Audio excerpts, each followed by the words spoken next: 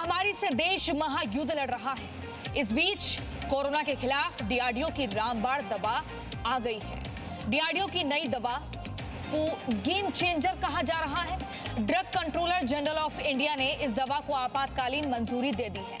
ऐसे में सवाल ये कि क्या वाकई ये दवा कोरोना के खिलाफ गेम चेंजर साबित होगी। आखिर इस दवा में ऐसी क्या खासियत है, दवा कैसे काम करती है और इसे कितनी मात्रा में ले सकते हैं। इसके अलावा इस दवा की कीमत को लेकर भी लोगों के मन में सवाल है। डीआरडीओ की इस दवा से जुड़े ऐसे सभी सवालों पर चर्चा के लिए हमारे साथ जुड़ रहे हैं डॉक्टर सुधीर चंदाना जी, एडिशनल डायरेक्टर डीआरडीओ, जो कि आपको बता दें कि कोरोना से लड़ने के लिए डीआरडीओ ने एक दवा बनाई है और इस दवा को बनाने में एक प्रमुख सदस्य हैं डॉक्टर सुधीर चंदाना जी। बहुत बहुत स्वागत है आपका जी न्यूज पर हमारे साथ जुड़ने के लिए।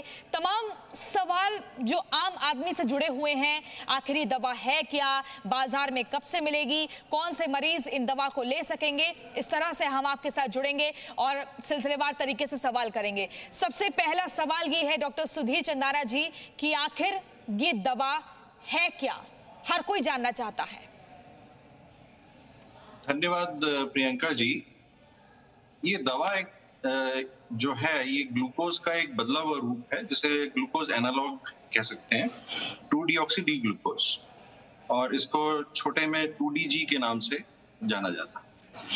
यह क्योंकि ये ग्लूकोज का एनालॉग है तो ये ग्लूकोज के साथ कंपीट करती है हर बॉडी के हर सेल में जाने के लिए।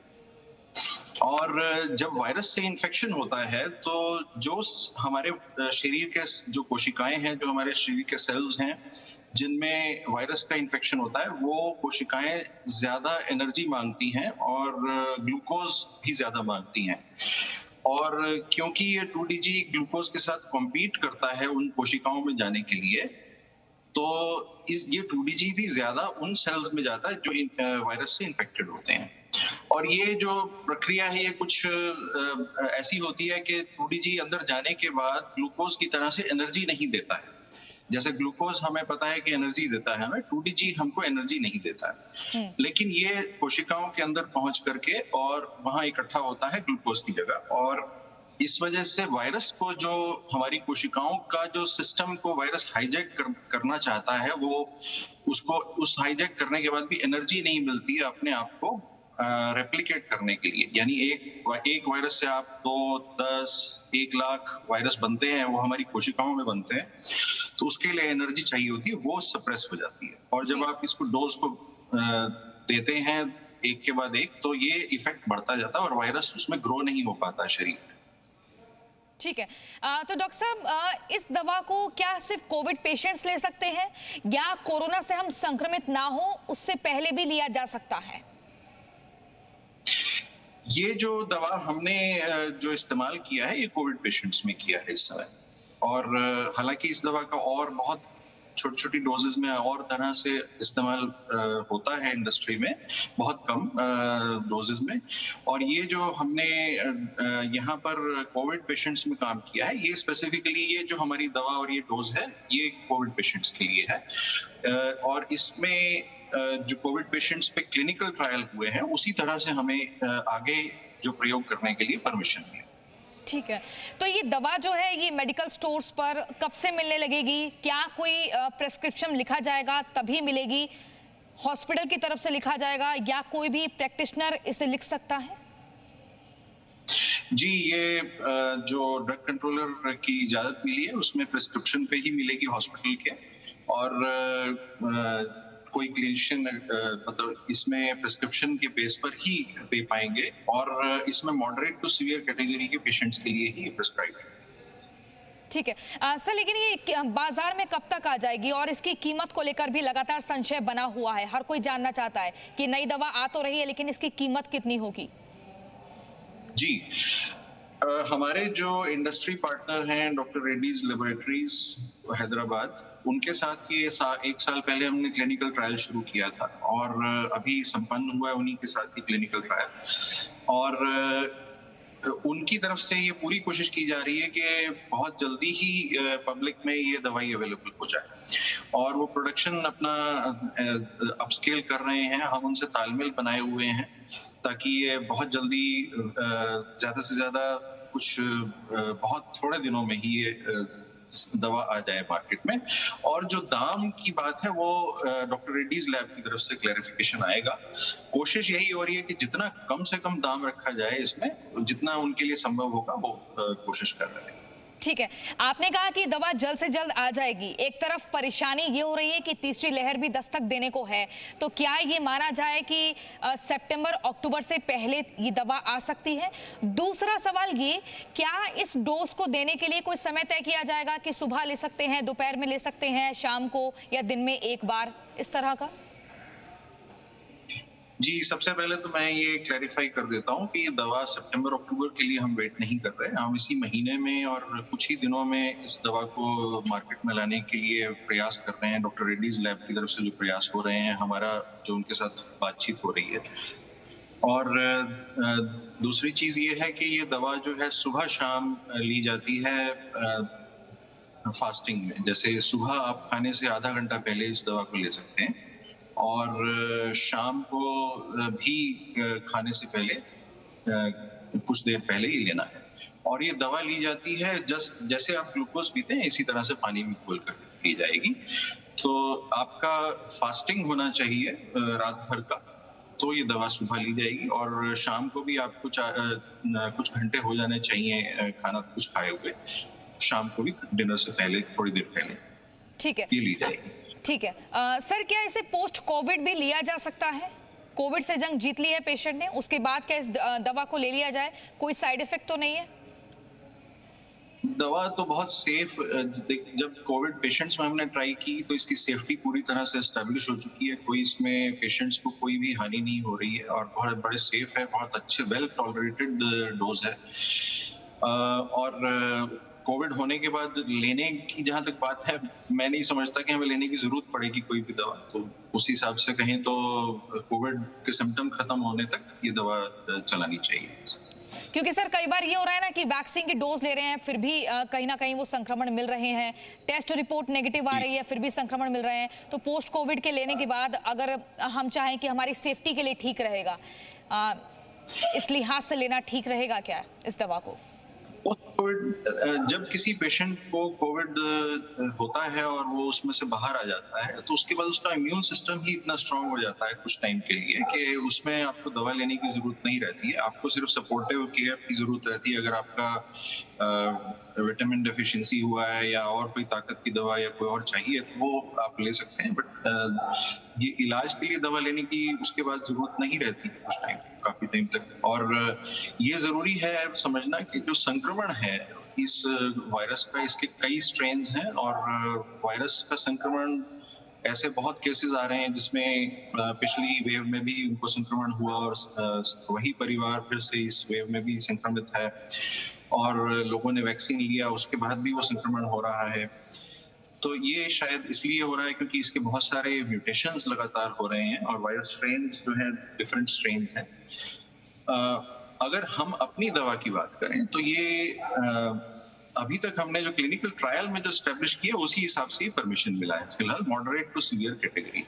लेकिन आगे ये कोशिश जारी रहेगी कि जैसे इसको और भी तरीकों से कोरोना से बचने के लिए और भी तरीकों से इसके वो ढूंढे जाएं और वो उस पर हम आगे भी काम करें।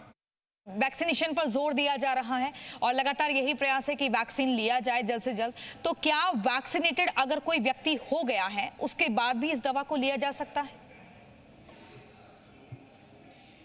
जी, इसका कोई क्योंकि कोविड होने के बाद भी इसका कोई साइड इफेक्ट नहीं है पेशेंट्स पे कोई खास और वेल टॉलरेटेड रेंज में ही आ रहा है ये जो क्लिनिकल ट्रायल्स में एस्टैब्लिश हुआ है। तो वैक्सीन के बाद भी अगर किसी को संक्रमण होता है तो वो ले सकता है दवा।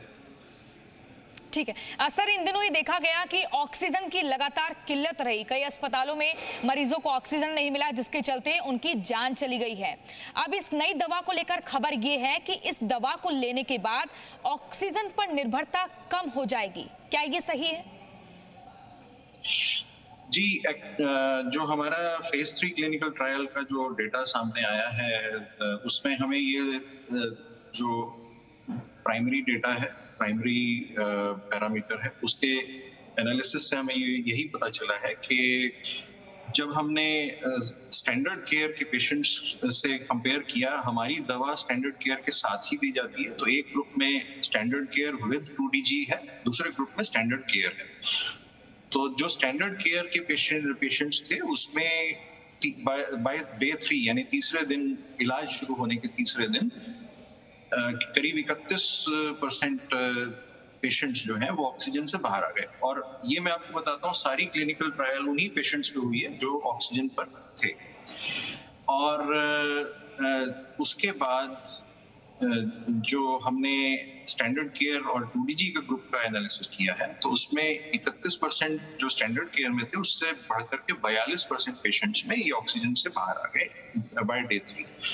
तो ये एनालिसिस जरूर बताता है कि इसमें भी मतलब 2DG देने से काफी फायदा हो रहा है ऑक्सीजन से बाहर आने।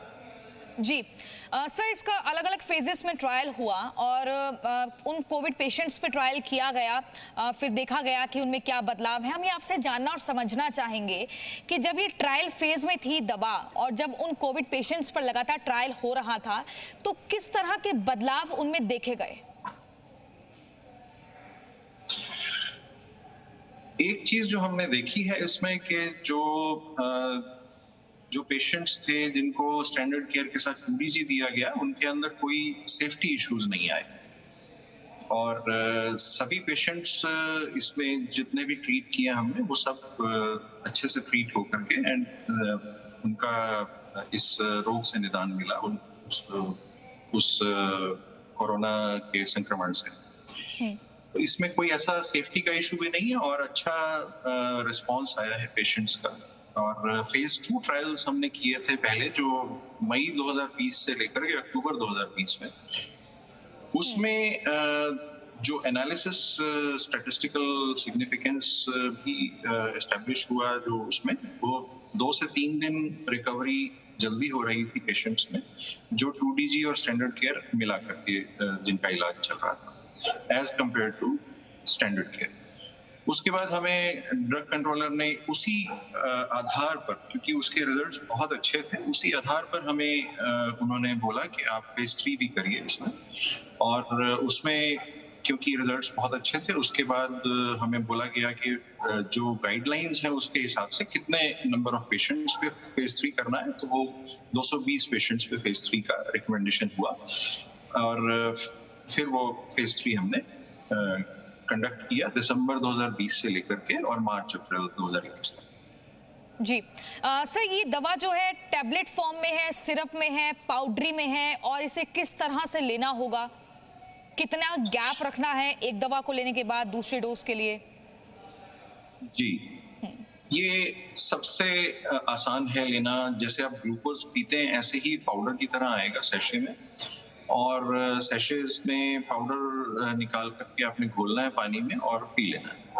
तो इसकी जो डोज है वो सुबह शाम की है जी। और 5 दिन की डोज रिकमेंड होगी इसमें, और अगर जरूरत पड़ेगी उसके बाद भी तो 7 दिन तक, जैसे डॉक्टर्स प्रिस्क्राइब करेंगे, जैसा वो ठीक समझेंगे। ठीक है सर, कोई इसमें एज ग्रुप भी बांटा गया है? अभी तक तो हमारा जो ट्रायल चला है वो 18 साल से ऊपर की उम्र में चला है, और बट उम्मीद करते हैं कि आगे और भी स्टडीज कर पाएंगे। तो अभी जिस तरह से सर तीसरी लहर को लेके एक डर है बच्चों के लिए, तो बच्चों के लिए ये सही नहीं रहेगा? ये दवा वैसे तो बहुत सेफ है, और कितने छोटे बच्चों को हम दे सकते हैं वो उसके लिए जरूर एक स्टडी जरूरत है, और ये क्लिनिकल ओपिनियन भी जरूरी है। एक चीज मैं आपसे जरूर शेयर करूंगा कि जो हमारा एनालिसिस बता रहा है, जो 65 साल के ऊपर भी लोगों को ये दवा दी गई, उनको भी उतना ही फायदा हुआ जितना कि यंगर लोगों में फायदा हुआ। तो ये एक अच्छा इसमें इंडिकेशन आया फेज 3 में। जी सर, डॉक्टर्स की कितनी टीम ने इस पर काम किया? ट्रायल में कितना वक्त लगा? किस तरह की चुनौतियां सामने आई? करीब 27 हॉस्पिटल्स फेज 3 में और 17 हॉस्पिटल्स फेज 2 में इसमें पार्टिसिपेट किए हैं, और सारे देश में अलग अलग स्टेट्स में। और चुनौतियां इसमें इस तरह की, देखिए हमें तो, हम वैज्ञानिक हैं, हमने जब ये काम शुरू किया तो हमें क्लिनिकल ट्रायल शुरू करना एक अपने आप में चुनौती थी हमारे लिए, जो हमने बहुत अच्छे से हमने निभाया। उस चुनौती के पार आए हम और क्लिनिकल ट्रायल शुरू कर पाए। और इसमें डॉक्टर रेड्डीज लैब को हमने अपना इंडस्ट्री पार्टनर बनाया, क्योंकि उनके साथ हम पहले भी क्लिनिकल ट्रायल इसी मॉलिक्यूल पे कर चुके हैं दूसरे क्लिनिकल इंडिकेशन के लिए। और ये जो क्लिनिकल ट्रायल्स हैं, ये आपको पता है कि पेंडेमिक है, और पेंडेमिक में क्लिनिकल ट्रायल करना अपने आप में एक बहुत बड़ी चुनौती है। जब आप क्लिनिकल ट्रायल करते हैं तो आपको तरह तरह की ऐसी चीजें सामने आती हैं जो नॉर्मल क्लिनिकल ट्रायल्स में नॉर्मल टाइम्स में आपको नहीं आती। पेंडेमिक में सबसे बड़ी चुनौती होती है कि जो भी पेशेंट्स आप रिक्रूट कर रहे हैं उनका एक एक्सेस भी होता है, आईसीयू में डॉक्टर्स का एक्सेस होता है, वो एक बहुत कैलकुलेटेड वे में वहाँ काम होता है हॉस्पिटल्स में, और उसी में सारा रीडिंग्स लेना, सारा स्टडी कंप्लीट करना, ये एक बहुत चुनौती होती है हॉस्पिटल्स के लिए भी। और फिर उसमें उस डेटा को समय से अपलोड करना और समय से उसको एनालाइज करना, उस डेटा तक पहुंचना ही अपने आप में, मतलब कई बार ऐसा होता है कि हॉस्पिटल के स्टाफ ही संक्रमित हो गए तो वो रुक जाता है, या कुछ इस तरह की चुनौतियां भी आती हैं। और जो स्टाफ हमारा काम करता है, जो जो CROs होते हैं, जो कॉन्ट्रैक्ट रिसर्च ऑर्गेनाइजेशन है, क्लिनिकल रिसर्च ऑर्गेनाइजेशन है, उनके भी साथ जो उन्हीं के थ्रू हम ये तालमेल से काम करते हैं। तो जो हमें ये इसमें गाइडलाइंस भी पूरी ही फॉलो होती हैं, तो इतना चुनौती इसमें पेंडेमिक की वजह से और भी बढ़ जाती है, किस तरह से उसको कंडक्ट कराया जाए, और जो गाइडलाइंस रेगुलेटरी हैं उनको पूरी तरह से फॉलो करना होता है। ये चुनौतियां काफी है पेंडेमिक में। और अभी क्या हुआ है कि मार्च और अप्रैल में पेंडेमिक का वेव इतना तेज आया है कि ये बहुत मुश्किल हो गया था अंत में हमारे लिए, लेकिन किसी तरह से हमने ये चुनौती स्वीकार की। इस खास पेशकश में फिलहाल इतना ही। Presenting V News app available on Google Play and App Store. Download it now.